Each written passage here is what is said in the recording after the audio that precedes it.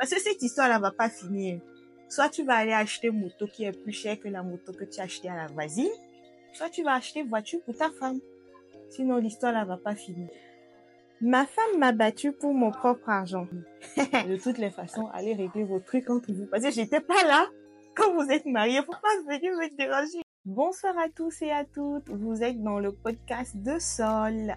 Alors, un nouveau samedi, une nouvelle confession. On y va. Ma femme m'a battue pour mon propre argent. Ça va chauffer. Moi, c'est Pascal, 30 ans, marié depuis 2 ans. Je ne suis pas un ange, mais je ne suis pas un démon non plus. Juste un gars normal qui aime sa femme et accessoirement aime rendre service. Nous avons une voisine très gentille, une étudiante qui se défend dans le quartier. Elle fait de très bons friands qu'elle vend au voisinage. Mais malgré ses efforts, on voit qu'elle n'arrive pas à joindre les deux bouts. Chaque jour à 6 heures du matin, je la vois marcher pour aller étudier. Il m'arrive de l'aider parfois et j'aime bien rendre service. Bref, un jour, je l'ai vue marcher toute seule avec un gros sac de marché, le tout sous le chaud soleil de midi.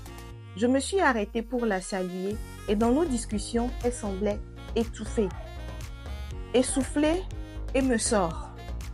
Grand frère, si j'avais une petite moto, ma vie changerait. Et là, je vous jure, j'ai eu un éclair de compassion ou un bug, je ne sais pas. Toujours est-il que j'ai pris un peu de mes économies et je lui ai acheté une petite moto. Rien d'extravagant. Une moto simple juste pour aider une nécessiteuse. Pascal, hein? Mais alors, quand ma femme a appris ça, explosion, attentat, gifle, tremblement de terre, tout. Tu n'as encore rien vu. J'ai été accusée de tous les noms, irresponsable, menteur, trompeur, infidèle.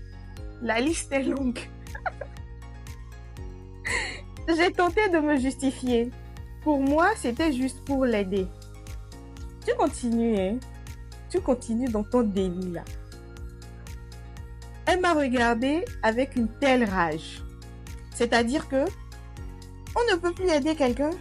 Je ne comprends pas. Tu me poses la question. Elle est devenue distante, froide et mon nom est devenu ministre des Transports domestiques.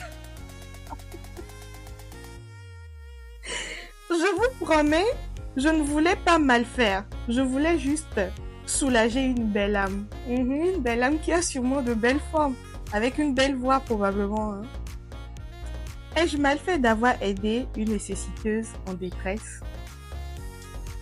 Pascal, regarde-moi bien dans les yeux. Toi-même, ce que tu écris là, ça te plaît? Ça te plaît? Et là, tu veux que je donne mon avis, hein? Ok. Viens t'asseoir, on va discuter entre frères et sœurs. En fait, le geste que tu as fait n'est pas mal. Tu as aidé quelqu'un.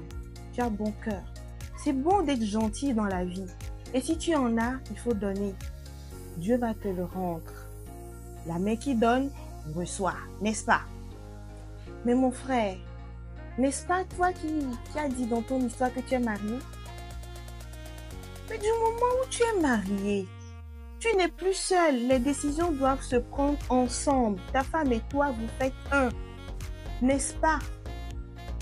Maintenant, tu vas enlever de l'argent, même si c'est ton propre argent, même si tu l'as eu à la sueur de ton front, mais c'est ta femme. Ta femme, c'est toi. Toi, c'est ta femme. Tu peux pas aller acheter moto à enfant de quelqu'un et dire que tu n'as fait que l'aider. Alors que vous avez peut-être des dépenses à la maison. Ou peut-être que ta femme aussi a des besoins que tu ne sais pas. Peut-être que madame aussi a voulu que tu lui achètes une voiture, tu l'as jamais acheté. Pascal. Pascal, hein? Pascal. Il est nécessaire que tu reconnaisses que ce que tu as fait est mal. Tu as eu tort. D'accord?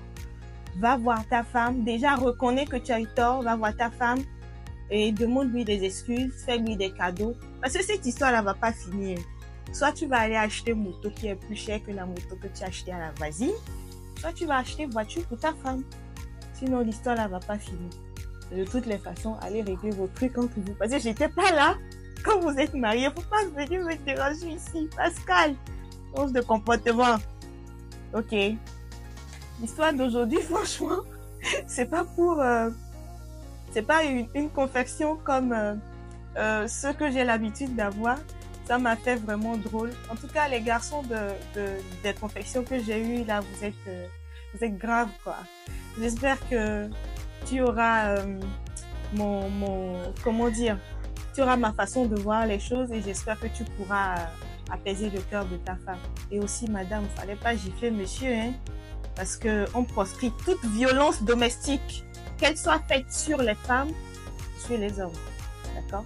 Allez, je vous souhaite beaucoup de bonheur. Ciao!